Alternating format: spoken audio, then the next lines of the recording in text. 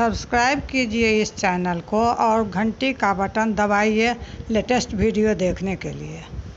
हम तो पाती लेके आवत रहली पार से, राजा जनक दरबार से ना।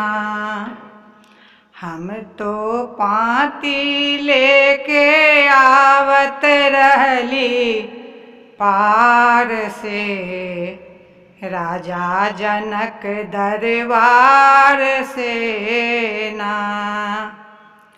छथिन जानक जी के धिया, हुनकर नाम परल बासिया।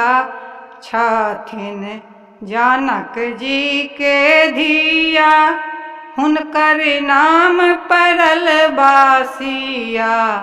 हुनका शादी होई छन दशरथ के लाल से, राजा जनक दरबार से ना।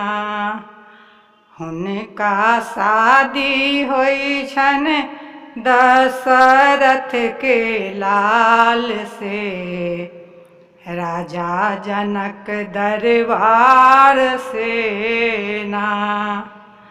हम तो पाती लेके आवत रहली पार से, राजा जनक दरबार से ना। हम तो पाती लेके आवत रहली पार से, राजा जनक दरबार से ना। पाती लिखलन कल जोर, पढ़ियौ अवध किशोर।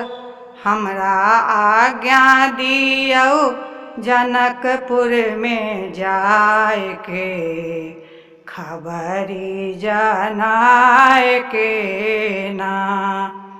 हमरा आज्ञा दियौ जनकपुर में जाय के, खबरी जनाय के ना।